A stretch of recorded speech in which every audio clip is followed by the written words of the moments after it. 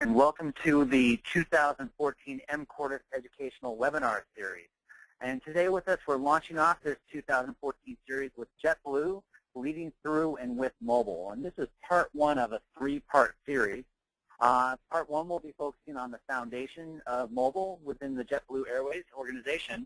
And then in part two, we'll be focusing on the loyalty and how they're building loyal customers through and with mobile. And then in May, we'll be launching part three, looking at what they've done organizationally and how to structure the business.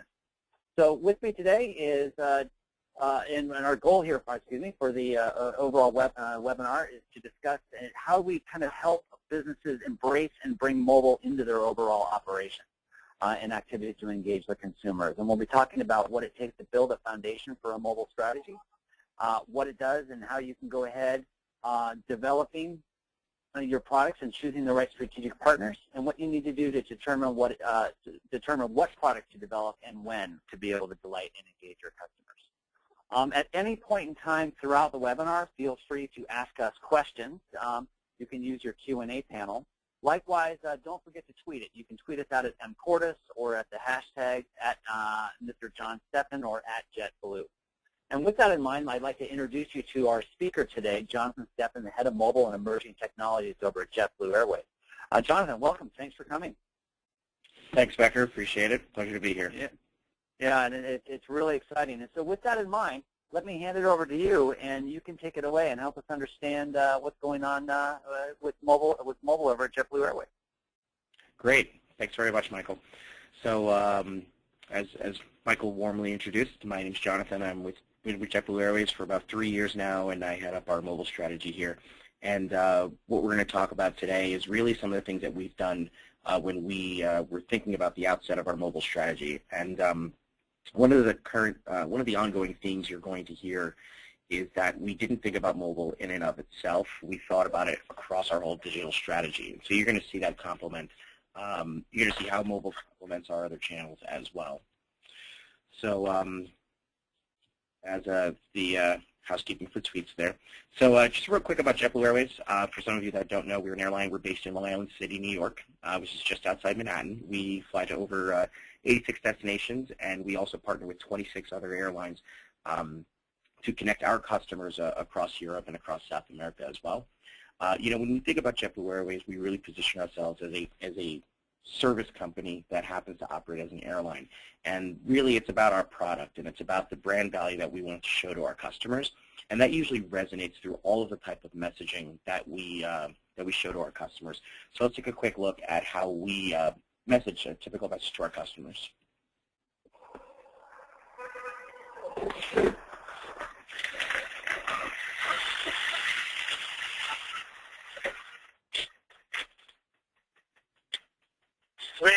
The Mansfield Hotel?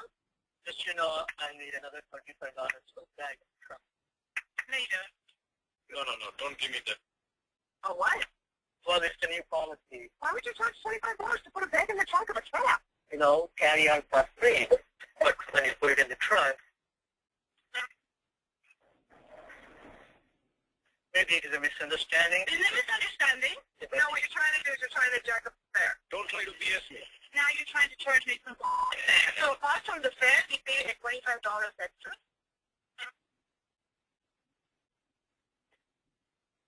Wow. The gas prices are high, like it was $4 before, now it's different, but I don't have time for this. No, this is not right. I get you. I want to add in your cab.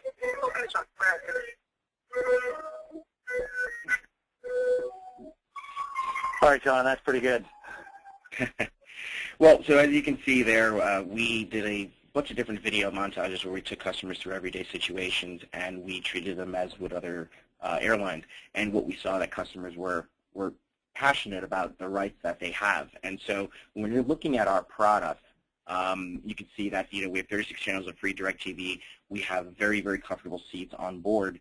And we have the most legroom of any carrier in the States. Now, the reason why I'm bringing all this up in terms of what our product is for JetBlue is because when we're thinking about not just our core experience for our customers, but thinking about every way we interact with our customers, including our digital strategy, that product and quality needs to show through there. So in thinking about that, that's why we're going to talk about building the foundation of mobile within JetBlue Airways, keeping in mind the very strong brand value that we have and the quality that we want to deliver to our customers. So if we were to go back to when JetBlue launched in 1999, this was our first website that we had up there. We were committed to digital from the beginning. So as you can see, this was an opportunity for customers to be able to purchase tickets, to be able to get their flight information. It was a very simple website, and at that time, it was pretty revolutionary for airlines. But, when we looked at the website, we realized that over time, after years, there was going to be a major refresh needed. One of the reasons technology had accelerated. There's new smartphones, there's new capabilities, there's tablets.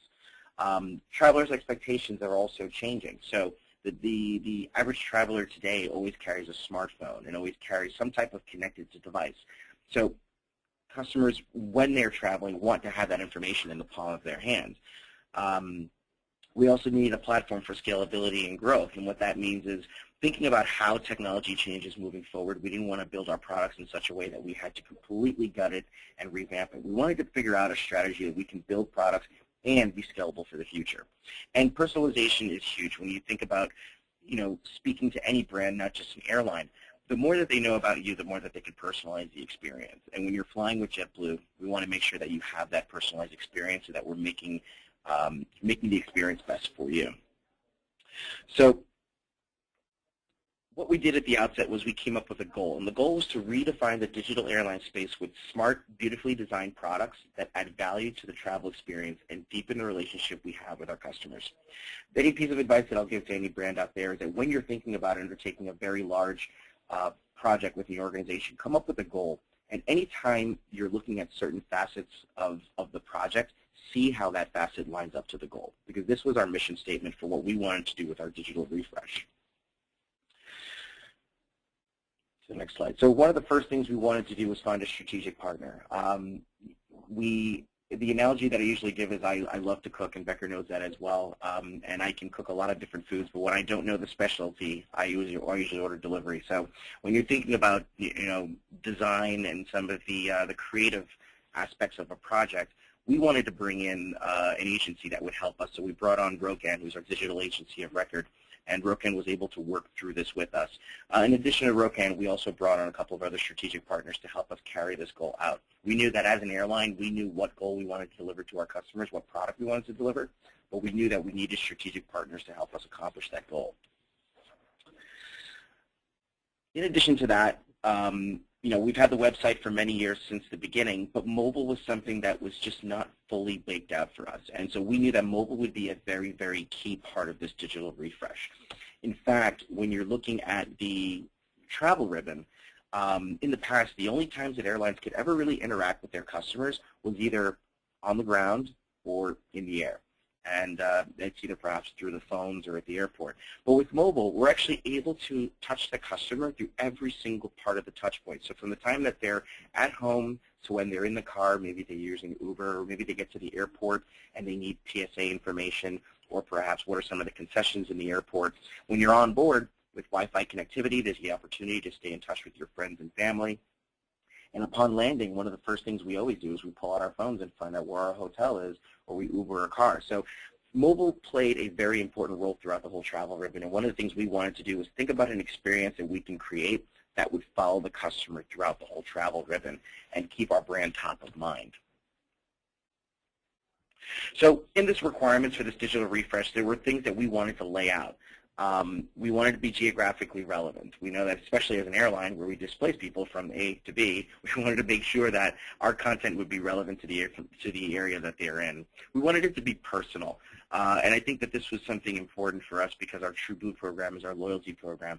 And, they always say the more that you know about a friend, the more you can have a personal relationship with them. So in tying a central focal point of the TrueBlue program into our products, we're able to build that personal relationship with them. And in the next webinar series, we'll talk a lot more about what we've done with the TrueBlue program and mobile to really tie that personalized piece together. We wanted it to be timely, make sure that customers are getting the right information at the right time. We wanted it to be modern and simple according to our brand values here. We wanted it to be inspirational as well. Sometimes people don't really know where they wanted to travel, so being able to give them products that would inspire them to think about different destinations was one of our goals as well. You know, we wanted to be differentiated in that we wanted people to really touch our products and know that, hey, this is JetBlue. But we didn't want to deviate too far from the norm of what people come to expect from these mobile products or digital products, such as the traditional booker and looking for flights and checking in for their flights and so forth. So we wanted to differentiate the features, but have that familiar feel.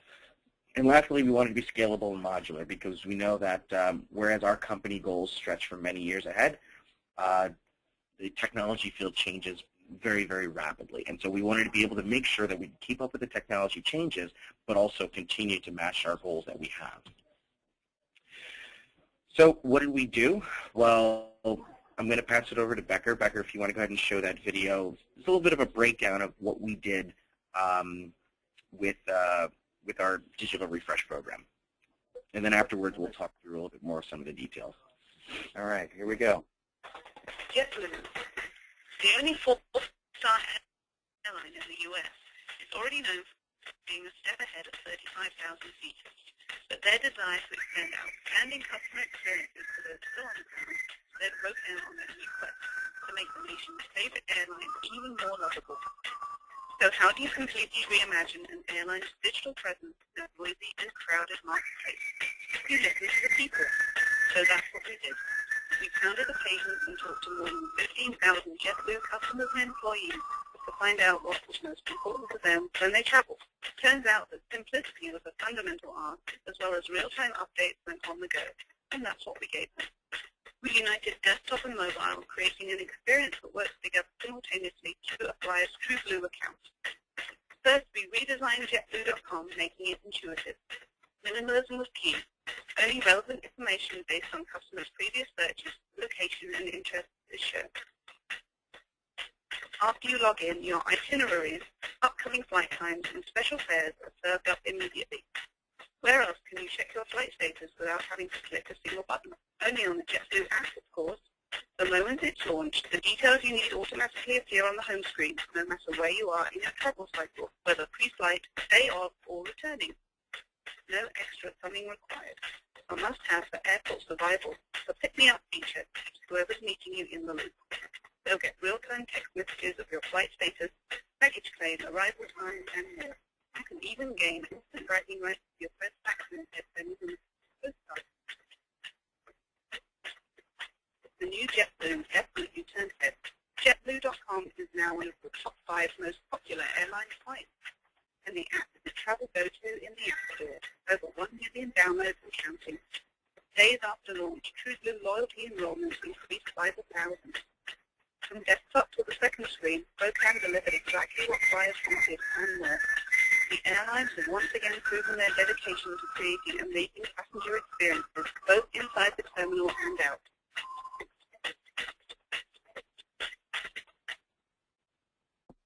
All right, thanks, Becker. Yep.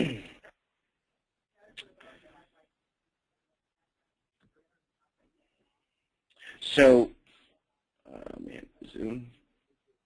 All right. So, you know, and when we looked at that video, there were a couple of key things there. One of the first things we did was we wanted to talk to our customers. We wanted to know exactly what they wanted. So one of the things that in speaking to all of our customers, which we used a focus panel called JetViews, which is our own focus group, 15,000 of our most loyal customers, and they're very vocal. And we see this all the time. 95% of them said they wanted a smart app that knows their travel plans and adjusts accordingly. And we talked about that in the beginning of that's what one of our strategies was, to make this a personalized product, something that knew where their travel plans were. 80% of them wanted an app that gave them fares based on their location. So we know that location-based services was going to be very important. And 75% of people wanted a personalized experience, something that they could tie their TrueBlue experience together. Do I have control? Yep. Okay. So when you're taking a look at the desktop site, in the past, the TrueBlue loyalty account was kind of off to the side. We placed it front and center. We wanted the website to be clean, something easy to use, with relevant fares to where they are. Now, when they log in, the page would change, and all of a sudden it would be completely personalized. So in giving the background about the digital strategy for what we wanted to do for web, that really led into what we wanted to do for mobile. So in signing into the mobile application, that same information will be synchronized across the device as well, so that if you book a flight, it automatically shows up in the app. So our strategy was really not just building out a mobile app and having the customers pull the information that's needed. It was creating a seamless, integrated strategy across all of our channels. We had to think about every channel together, and that's really what kind of led us to building the app in that fashion. So as mentioned, how did we do? The video said 1 million, or we're actually close to over 3 million downloads now. But one of the interesting things, and we'll talk about this a little bit more in the next webinar, was that our TrueBlue enrollments went up 10% month over month for mobile alone, which really showed that customers not only wanted that personalized experience, but they now found an additional value in being part of our loyalty program. And just from a design perspective, in really finding a strategic partner, we were able to be successful and lead the designs that we had for the application, for the website, and many awards that were associated. So some of the other things that we've done in our mobile strategy when you think about travel is paperless boarding, the mobile boarding pass. So we launched our mobile boarding pass program earlier last year, and we're very happy that we're launching about 24 cities. We're looking to expand to almost 60 cities by the end of this year. But we didn't want that to stop there. We wanted to think about the whole experience. So there are certain airports, like in Las Vegas, for example, where we are piloting self-boarding. It's the ability for the customer to take the mobile boarding pass, scan it at the gate, and they go straight through. And as you're going to see more and more over time, customers are going to want that self-service experience. They're going to want to be able to control their travel experience through their smartphone. In addition to that, we also launched the Apple Passbook, and we are working on other wallet products as well. But the interesting thing about Passbook, we had the mobile boarding pass in the app, so why would we launch it on Passbook? One of the things is customer preference. Customers want to be able to pick and choose how they want to manage their experience. So by extending our products into some of our partners' products, such as Apple and Google, we're able to allow the customers to choose what they would like to which experience they would like to use to manage their boarding passes. So one of the other things that we've done in keeping in line with talking to our customers is we launched a program last year called the Customer Inspired Innovation. And basically what we did here was we're getting ready to build our tablet application. Super excited, and it's not top secrets, I can tell you that. In fact, we opened this up to our customers, to the world, and we created a program called ThinkUp, where we asked customers, we're going to build a tablet app for you. You tell us what you want in it. So you go onto this Facebook page, you would submit your ideas, and you can also vote on other ideas that were submitted there. And the interesting thing is we had thousands of submissions from all over the world, even from areas where JetBlue didn't even fly, which really showed the degree of how our customers were so excited to be part of this experience. And we think that it's very important. A lot of brands sometimes don't really take the chance to listen to their customers of how they're when they're building out their products. So it's very important for us. And so along with the digital refresh and extending that into our tablet strategy, we asked our customers what are some of the things that they want. We received tons of submissions, and we're really excited about the product that we'll be building, which will be coming out to be determined. But I will let you all know. So moving on from here, when you think about mobility, we definitely had a strategy for our customers. We wanted to make sure that they receive the information that's needed at the right time across many different devices. But mobility didn't stop there for JetBlue. We also provided tablets to our pilots, as you can see here, so that they're able to get all the information that they need for their flights. So it's really important we see mobility as a benefit for our customers externally, as well as for our internal crew members as well. And we're finding more and more ways to leverage mobility with our crew members to better serve our customers.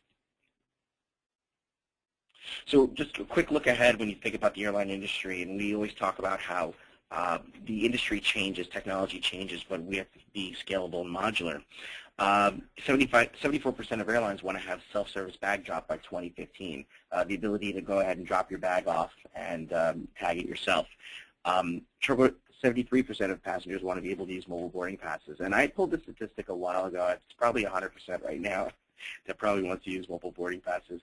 53% of the airlines are planning on having self-boarding gates by 2015. So you can imagine going through TSA with your mobile phone, getting to the gate, swiping your phone, and going straight onto the plane.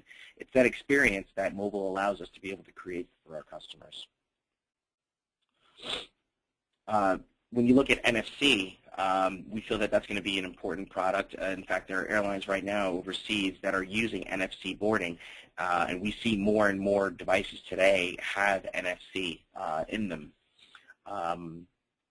In fact, when you look at the penetration of NFC across devices by 2015, it will exponentially grow. So when we see that trend, airlines are taking a step back and thinking, how can we leverage certain technologies like NFC, iBeacon, and so not just for JetBlue, but really for the industry, we are thinking about how we want to leverage those technologies. Something else that's interesting as well is wearable technology. We get that question asked a lot of, how would a brand use wearable technology?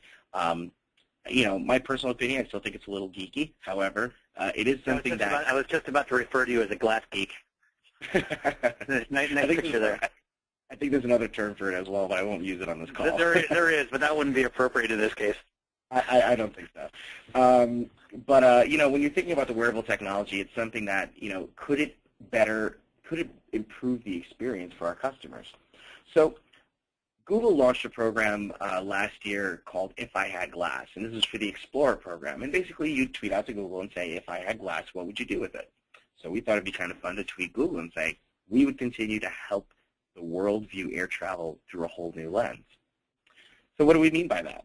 Well, maybe perhaps you're driving to the airport and the parking lot may be full, or maybe it's at a certain capacity, and you could probably find parking a little bit better through the Google Glass. Or perhaps you're in the terminal and your phone's about to die, and we all know this happens, but you can actually find an outlet before somebody else finds it. Or perhaps maybe you're just walking into the terminal and your flight information comes right up onto the screen. So, I'm not saying these are things that JetBlue is actively pursuing, but it's things we're thinking about. We're thinking about wearable technology, these watches, these glasses, and what could be the experience for our customers.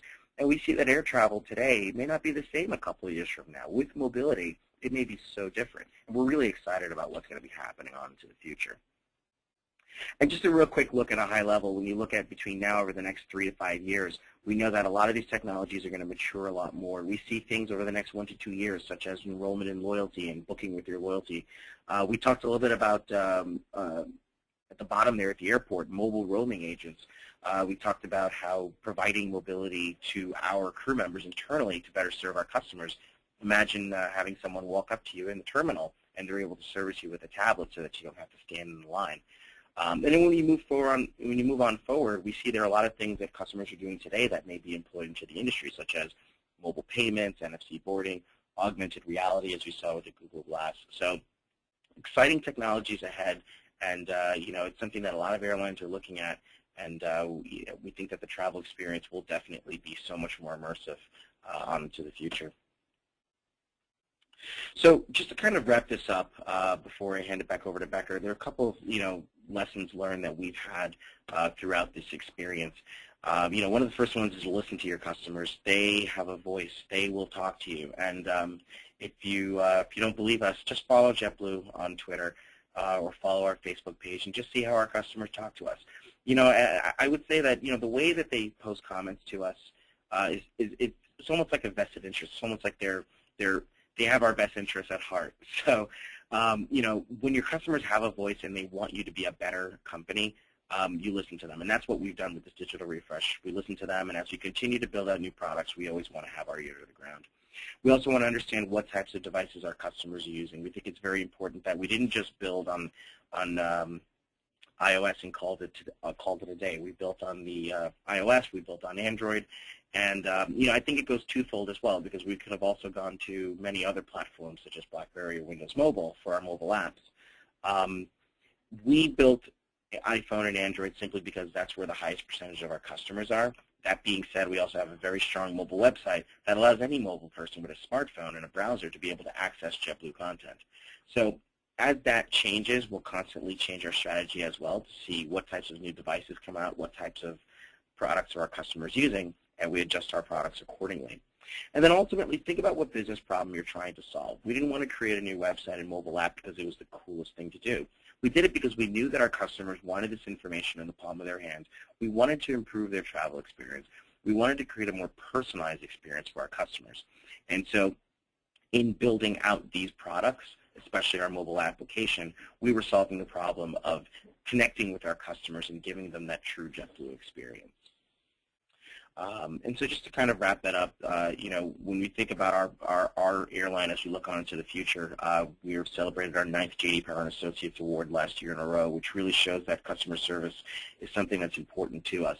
And we strive ever so much to make sure that that resonates throughout everything we do at JetBlue, from when you're flying with us on board to even when you're interacting with us on your mobile application. So that's a bit of the beginning of mobile at JetBlue. Very excited for all of you to come back and listen to the second part, where we talk a little bit more about the loyalty side of the business and what we've done with mobility to really build a better experience with our customers. But I'll pass this back over to Becker now, with maybe some questions in the audience. Yeah, and let's jump right into some Q&A. So we have a question immediately from Seth.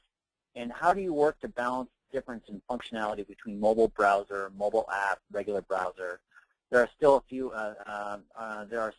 Out there. Does each channel need to have all the functionality, or is it the segment of interaction type? Fantastic question.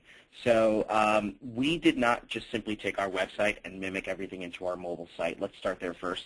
Our mobile site, we knew that customers coming there would probably need to access information very quickly. So we didn't put some of the extra content that we have that's available on the web. We know that customers would want to come in, get their flight status, check in for their flight, or perhaps quickly book a trip. With the mobile application, we felt that because we had more capabilities with building a native application, we'd be able to give a little bit more of an immersive experience. We added some additional content.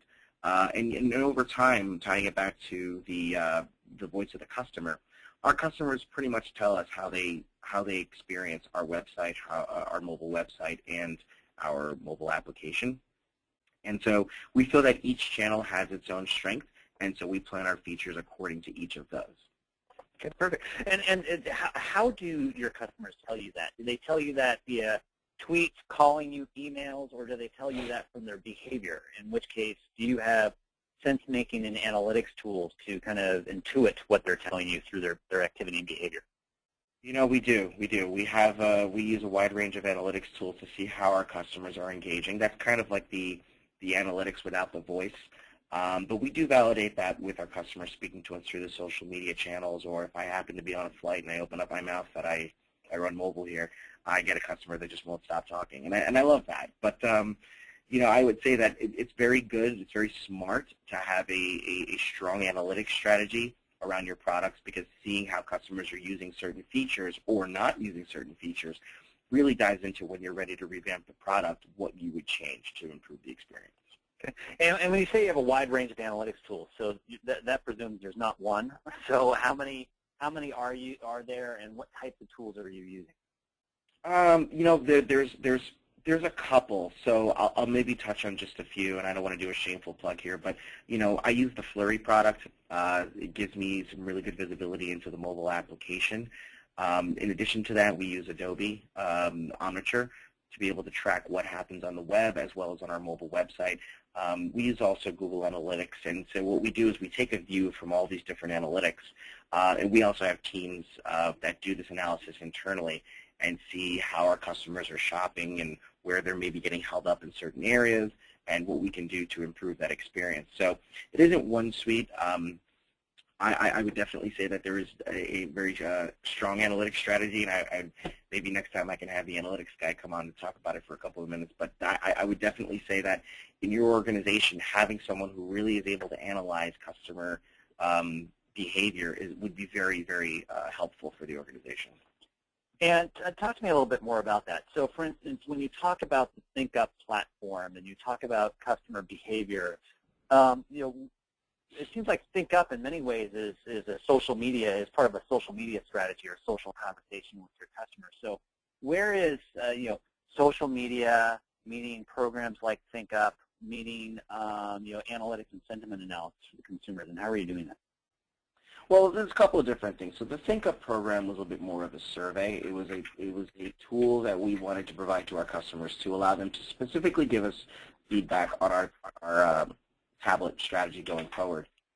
That being said, social media is great just because everybody wants to share their experiences. We love to be part of their experiences on social media, so we love when they tag us. And for many years now, customers know that sometimes they can't reach out to us through the 1-800 number, or perhaps they don't want to send us an email. They can say, hey, I lost my bags, and they tweet us, and we have a team that's able to respond to them. So social is actually a very important channel for us. It's not something that is, it's not something that's kind of not focused on. We definitely want to make sure that we're responding to our customers through that channel. And like we said, there are times our customers, when we launch a certain feature, we may post out on Facebook and say, hey, what do you think about this new feature? And we gather feedback there as well. But in addition to that, it's always still good to look at the platform analytics that we have against our products, just to see how those features are performing and what we can do to improve them. Does that answer the question? Yeah, no, it does. And so it goes back to really you're attempting to be a service company first, as you said, and that being of service is knowing what your customers need. I want to go back to this. I want to go back to this slide a little bit as well. So, I noticed on the slide you're talking about mobile functionality and airport functionality, but at the same time you talked about your desktop strategy or your overall digital strategy led to mobile. So at what point do some of these, where does digital, desktop, other elements of integration, where might new social plays integrate in here? Can you talk a little bit more about this roadmap in this kind of horizon strategy, what you're doing in the next 12 months, next 24 to 36 and beyond? Sure. So, from a social perspective, and I'll definitely dive into this a little bit more with the loyalty discussion, but we launched a program called TrueBlue Badges, and thinking about how customers are using their mobile devices and how they're traveling to different cities, we wanted to create some type of a Foursquare-esque experience where as you travel to different cities or as you accomplish certain tasks, you earn badges, and that's something that's actually attached to your social account. So between TrueBlue or your Facebook and your Twitter, you're able to share these different experiences. And we felt that mobile really allowed us to accomplish that. When we're looking at these capabilities here, we know that a lot of these, I think the question that was asked earlier was, well, do all these capabilities need to go into mobile? And it's something that over time we felt that when the right systems are in place and when the devices are appropriate, that's when we would add those features. So, going back to the social piece, social is something that's always been around for us. We've used it in many different ways, from an operational product to just a fun product for our customers to engage with them. And that's something that's just always going to be around for us on into the future. And like the TrueBlue Badges program, we're always going to think of new ways to use or implement social into our strategy. Okay. And so, and you mentioned, so you don't have a tablet now? We do not. Well, I have an iPad. No, I mean a tablet, but you don't have a tablet app and a tablet experience? We do not have a tablet application available for our customers at this time. It is something that we are working on. But at the same time, in our digital refresh, one of the things that I didn't mention was that some of the changes to our current website were so that the experience could be optimized on a tablet. Now, we knew that we didn't want to stop there, so we do want to create a native experience for our customers, and that is, again, something we're looking forward to doing. Okay. And then you threw out a number of technology buzzwords out there. So I'd like to revisit those a little bit and get a sense a little bit more of what that means to you. So you also referred to a number of different industry activity cohorts in the conversation. So for instance, like Uber. So how are you first define Uber, and then how are you either proactively leveraging that or just being aware that that's part of the the customer experience? I was alluding to it being more of the customer experience. And well, you got to define it first. Let's not assume our audience knows what it is. Well, Uber is a mobile application. I believe they're based out of San Francisco, and they allow customers to summon a taxi or a black car through the mobile device using location-based services. In addition to that, they're also pioneering the mobile payments piece, where when your ride is finished, you're able to pay the driver through your mobile device. So when you're thinking about heading to the airport, really most of the time that I use Uber is when I'm traveling on business. And that really just ties the overall theme of my mobile phone is always part of my traveling experience. And not just JetBlue, but an array of companies out there are providing tools for customers when they're traveling. So we felt Uber did a great job there. And also with our strategy going forward, we are constantly thinking of ways that we can provide those really nice value-added services to our customers when they're traveling. Yeah, I mean, my personal one is TripIt. Not talk about shameless plug. I just fantastically love that service when it comes to travel. Yeah. I've got a question. Go ahead. Sure. No, you were going to recommend something? No, I was just going to say, along the lines of TripIt, just being able to, the whole theme of TripIt is being able to manage your travel experience through the mobile device. And that is something that we've done in our mobile application where your flight information automatically uploads into the app. And one of the things that I didn't really dive into too much too deeper, but was that experience changes. If you look at the mobile application, if you're 2 weeks out, we simply show you the weather, some destination guide information. About 48 hours out, the app automatically changes and surfaces your flight information right on the home page. About 24 hours before the flight, the check-in button lights up. So it's less poking and prodding throughout the app and trying to find the experiences you want to do. We know that based on where you are within the travel ribbon, we would surface that information that you need. And of course, when you land at your destination, we show you a welcome message as well. So, that's just, when you mentioned TripIt, it's something to think about that just management of your trip is something that's very important to travelers as well.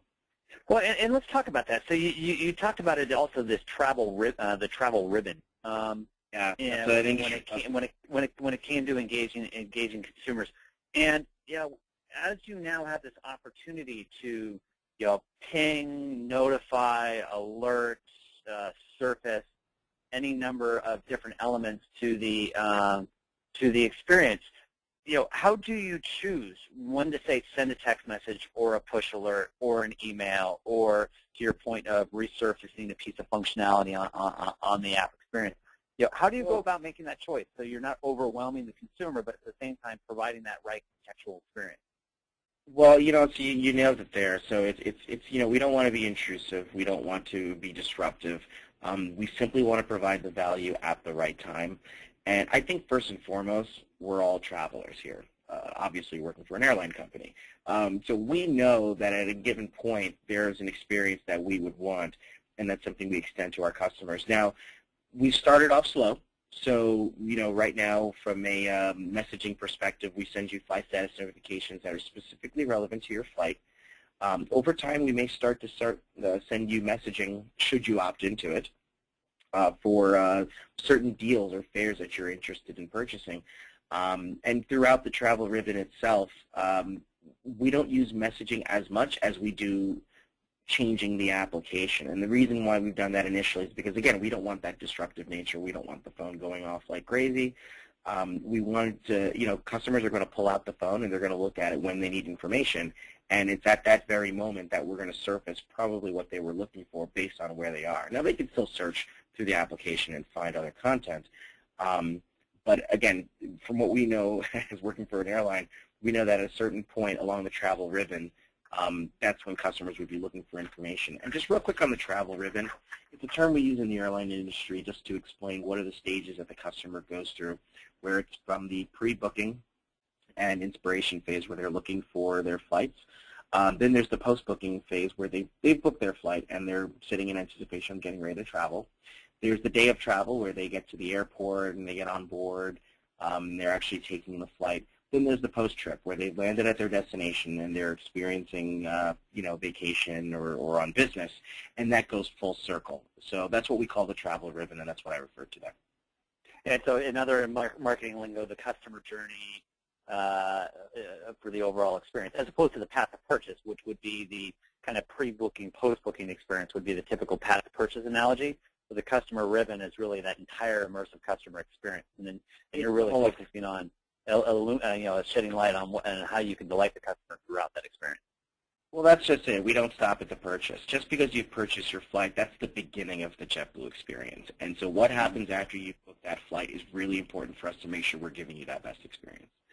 Okay. So what I'm fascinated a bit too, and we've been talking about mobile and mobile marketing within the context of JetBlue Airways, but you've yet to bring up any idea of what the traditional marketer might come to you and say, well, what about mobile advertising? What about demand generation? What about, driving traffic?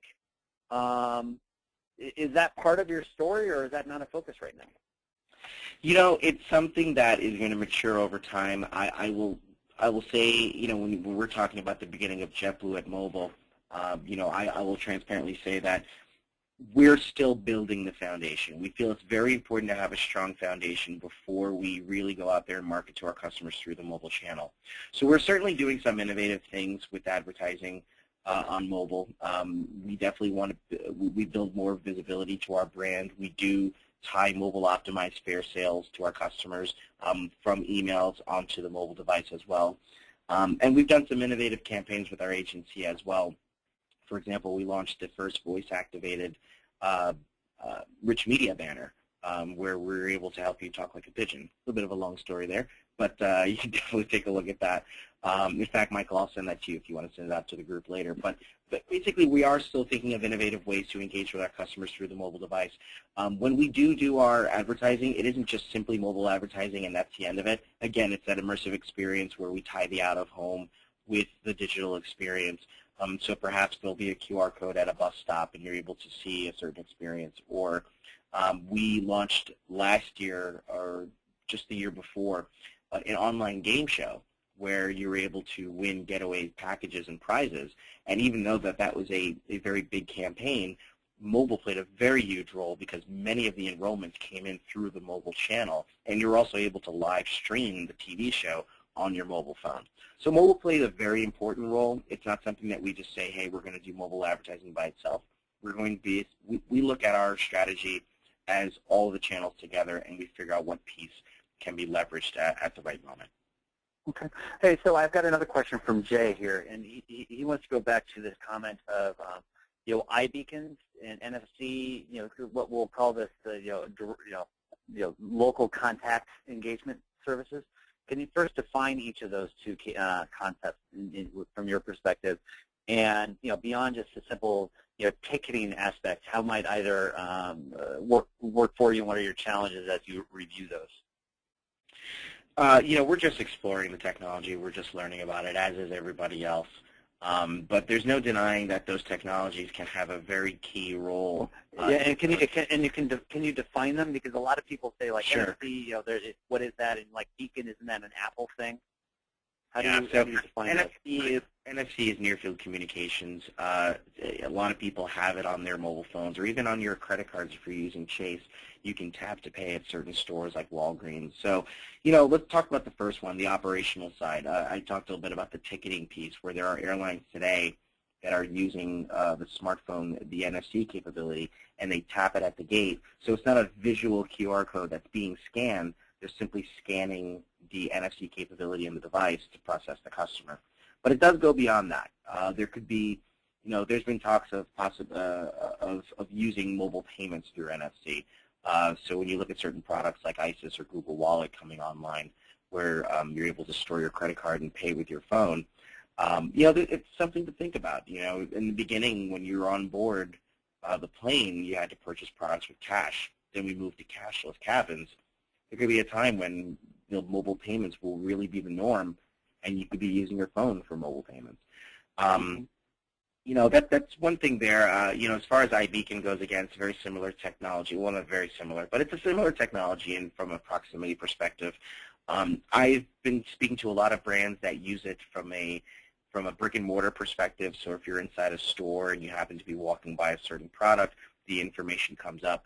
In terms of what we want to be able to do with it, I think we're still brainstorming. I think we're open to suggestions. But we do think that these technologies are very, very innovative. It's where these devices are going to leverage the most use in the future. So it's something we have to think about as how can we service our customers through these technologies. And we don't want to just use them simply because they're cool. We want to find a business problem that we want to solve using these technologies. And if there isn't one there, then we may not use it. Hopefully that answers the question, but I really think it's a little too early to say what definitively we'll do with those technologies. Okay, but it's interesting though. but yet you're still experimenting. So you're not you're actively participating, actively touching them, actively exploring these different capabilities, not ignoring them, kind of waiting for them to mature, and so that then when they do mature, you'll be ready. So part of your strategy then too is to be an active player of all of the toys within the sandbox, if you will. Sure, yeah. I mean, I guess the best analogy is that we still have our lab coats on right now, and we're experimenting with what we want to be able to do. Okay. And so on that note, talk to us a little bit about iBeacon, and what is it? I wish I was the expert on this. So iBeacon leverages a technology called low-energy Bluetooth, and it's a little bit different than NFC. NFC uses an RFID technology, which is a radio frequency. iBeacon uses Bluetooth. And whatever product you're trying to connect to, so you have the mobile device, and there possibly could be, I'll give you an example, there could be a can of Campbell's soup that's on a shelf at a store, and there could be an iBeacon module next to that can of soup. If you walk by with your smartphone and that's enabled, because you're in the proximity, the store can actually surface a message for you. A little bit different than NFC, because NFC actually requires almost a touching contact. iBeacon, you can control the distance of how far you want to be able to communicate with the customer through Bluetooth. I would say that it is getting a little closer to the creepy factor there, if not used correctly. So I definitely think there's a responsibility of all brands to make sure that we are using these technologies effectively and that we're not simply spying on our customers, but really giving them an experience that we want to give to them. And so there's a responsibility for these technologies. But to that end, it's very fascinating and it's exciting. It's exciting to see that there's another way we can connect with our customers.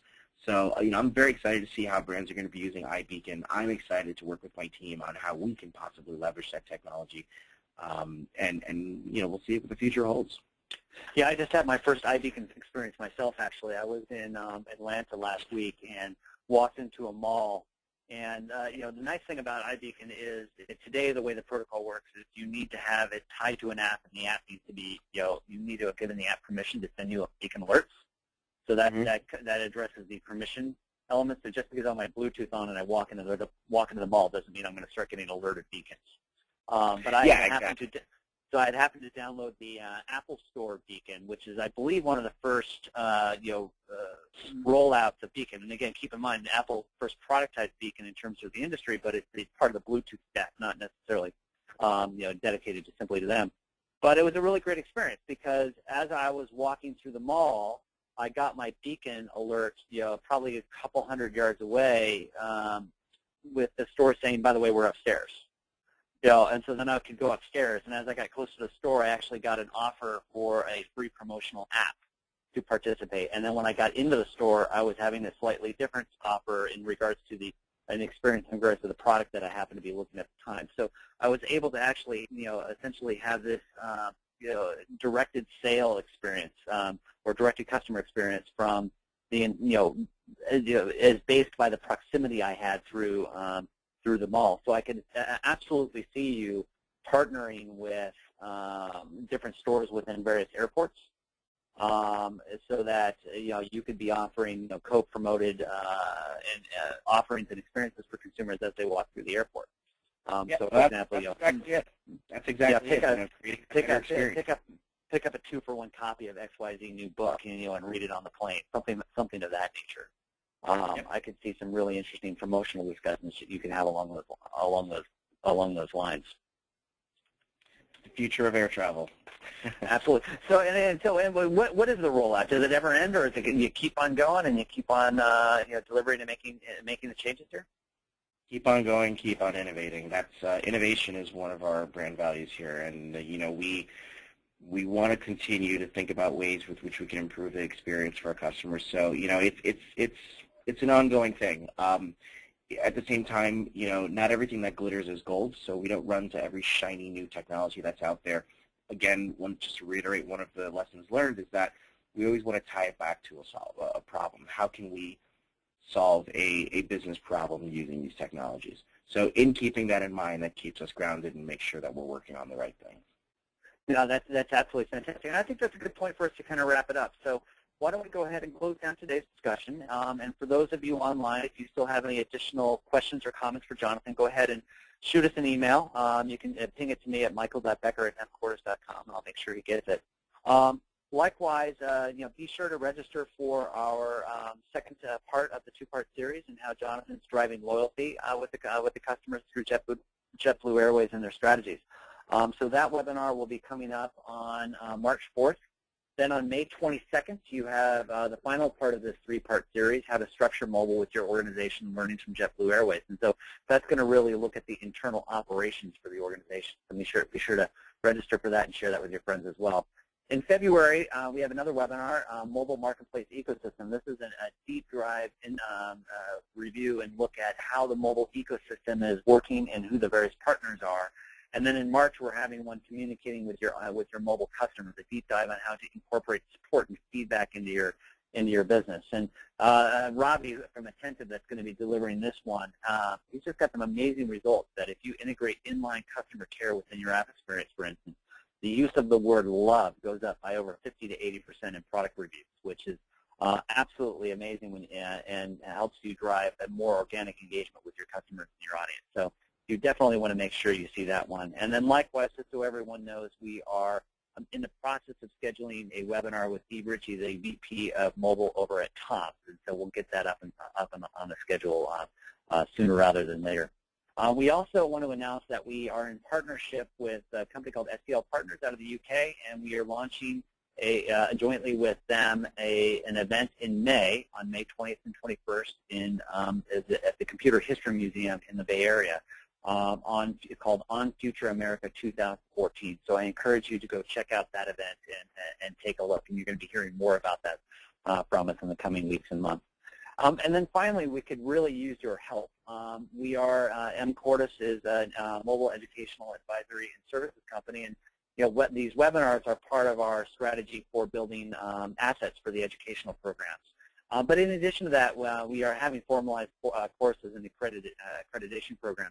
So if you wouldn't mind, please go to our survey and help us prioritize which classes we build and when and how, and let us know if we've missed any topics that would be particularly important for you. So we'd appreciate you visiting that survey and supporting us there.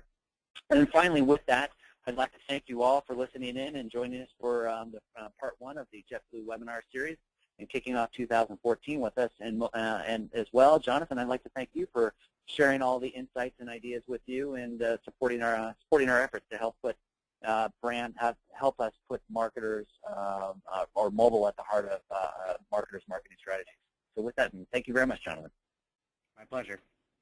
All right, everybody, take care, and we'll talk to you soon. Bye.